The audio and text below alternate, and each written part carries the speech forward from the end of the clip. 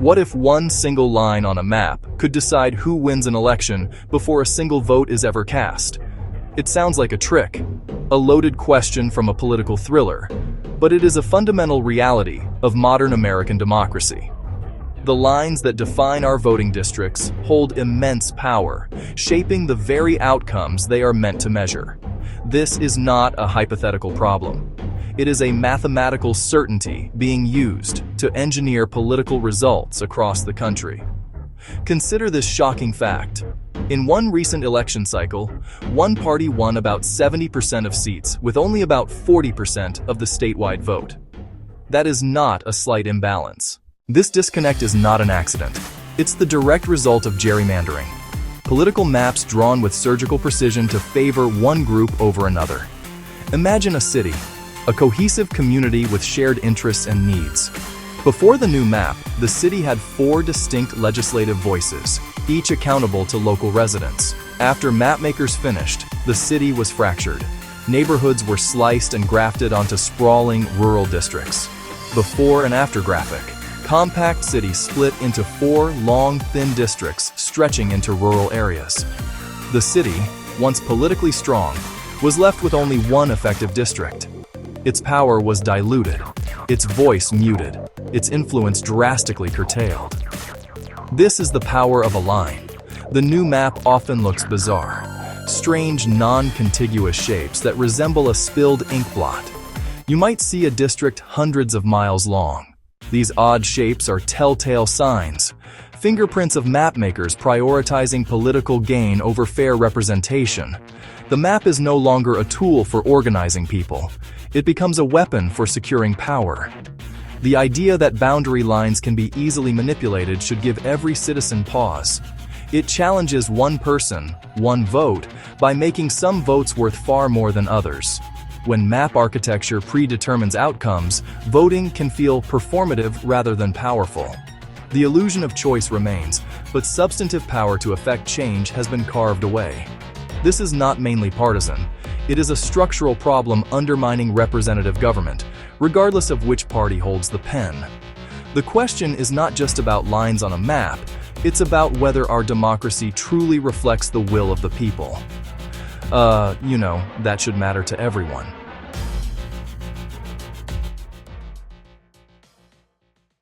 At its core, gerrymandering is the practice of drawing the boundaries of electoral districts to give one political party an unfair advantage over its rivals. Think of it like this. Every 10 years, after the national census counts every person in the country, states must redraw their political maps to ensure each district has roughly the same number of people. This process is called redistricting. It is a necessary part of a functioning democracy. However, when the goal shifts from fair and equal districts to guaranteeing victory for one side, redistricting becomes gerrymandering. The name comes from a bizarrely shaped district in Massachusetts, signed into law in 1812 by Governor Elbridge Gerry, which one newspaper critic said looked like a salamander. Thus, the gerrymander was born. To accomplish their goals, mapmakers who engage in gerrymandering rely on 2 devastatingly effective techniques. Cracking packing. Packing is concentrating opposing voters into a very small number of districts. By cramming them together, mapmakers concede those districts to the opposition. The opposition wins by overwhelming margins, 80%, 90%. It looks like a big win on paper, but it's a strategic loss. Those are wasted votes, the ones beyond the 51% needed to win. Votes that could have helped compete in contested districts. Packing quarantines opposition voters so they can't influence other races. Cracking is the opposite. It takes a concentrated group and splits them across many districts. Spread thin, the opposition becomes a minority in each district. Imagine a city that reliably votes Party A. Instead of one district, instead of 2 districts, a gerrymander might slice it into 5 pieces, 6 pieces, each attached to suburban or rural areas, voting Party B. In each odd-shaped district, Party A voters are outnumbered. Their voting power is broken.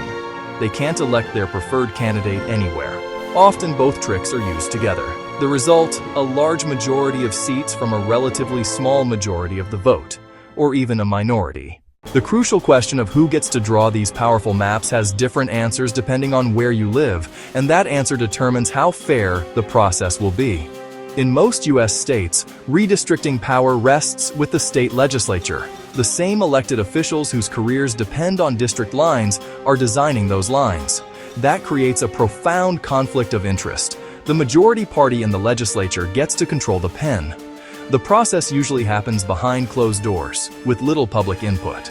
A growing number of states moved redistricting to other bodies. Some use bipartisan commissions, Democrats and Republicans. Those commissions may be forced to compromise, but they can also deadlock and send maps to the courts. More states use independent commissions. These are citizens, not current politicians or party officials. They're chosen through screening to ensure impartiality. They follow clear, nonpartisan criteria, keeping districts compact, preserving communities of interest, promoting competition. The core difference is who is being served. Section 5. A map unveiled. How one city lost its voice. To understand the real-world impact of gerrymandering, let's look closely at the story of a single city and how a new map effectively erased its political influence.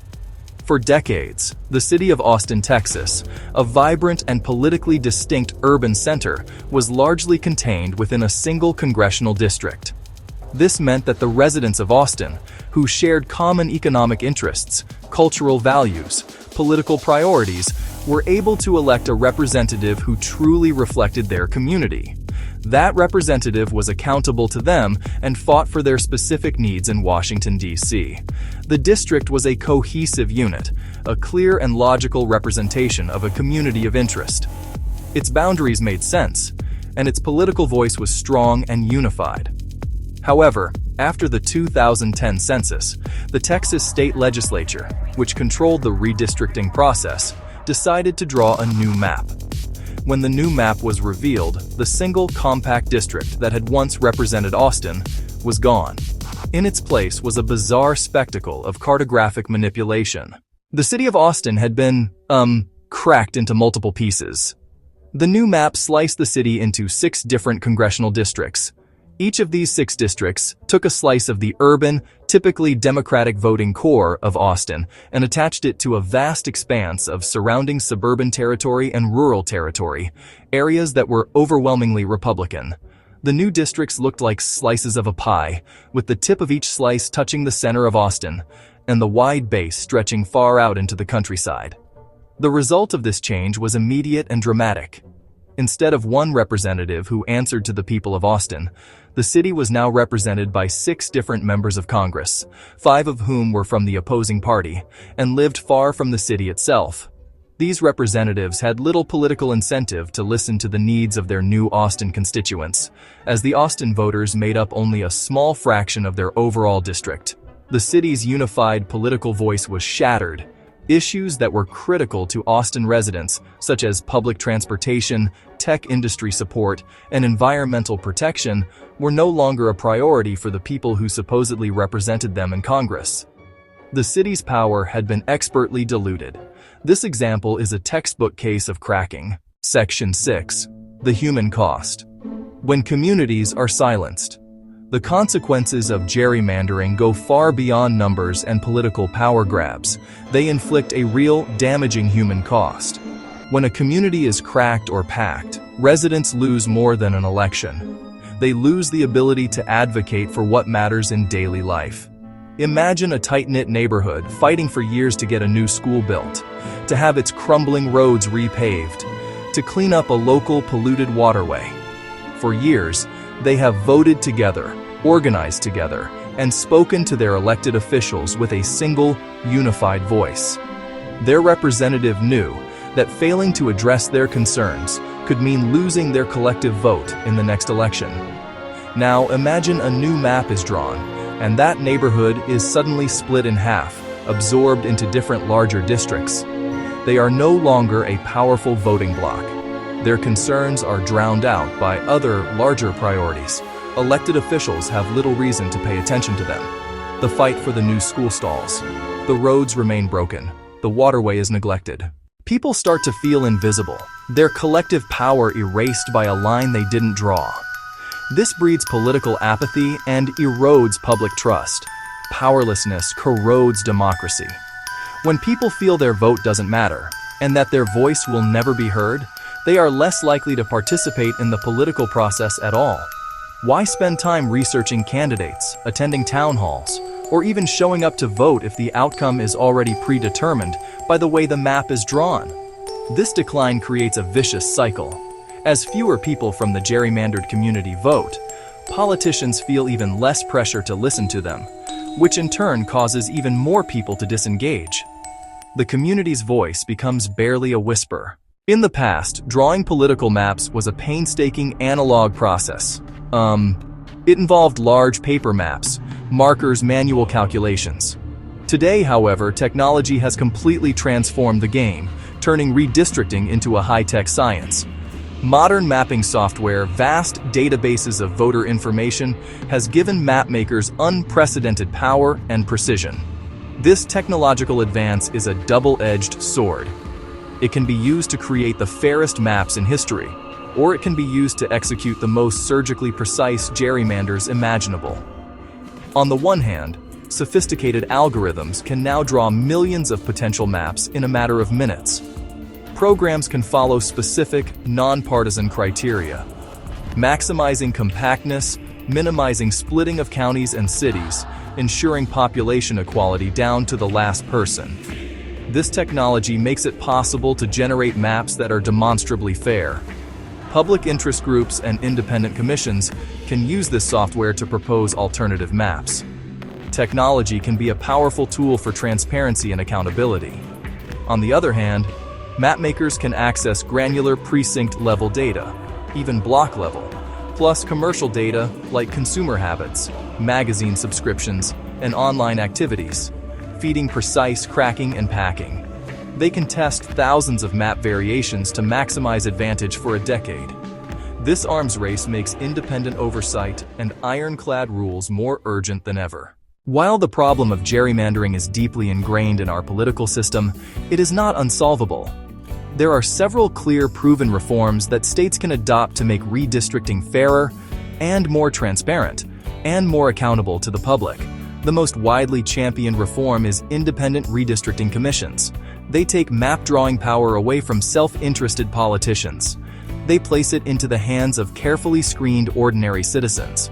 To work, commissions must be truly independent.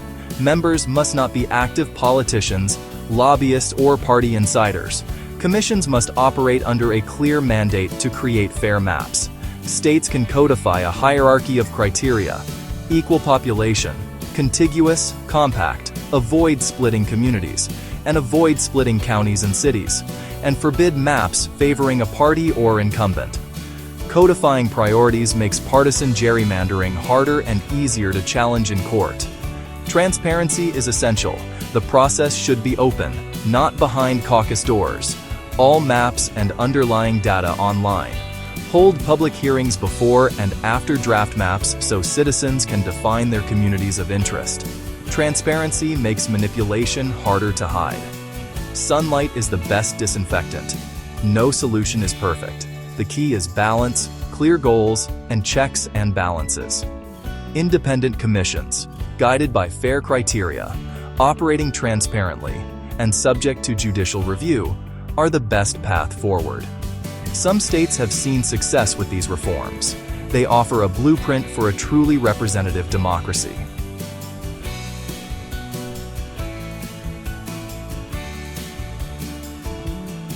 The battle over who draws the maps is a battle for the soul of democracy. It can be easy to feel overwhelmed by a problem as complex and entrenched as gerrymandering, The forces at play are powerful. The process itself can seem distant and technical.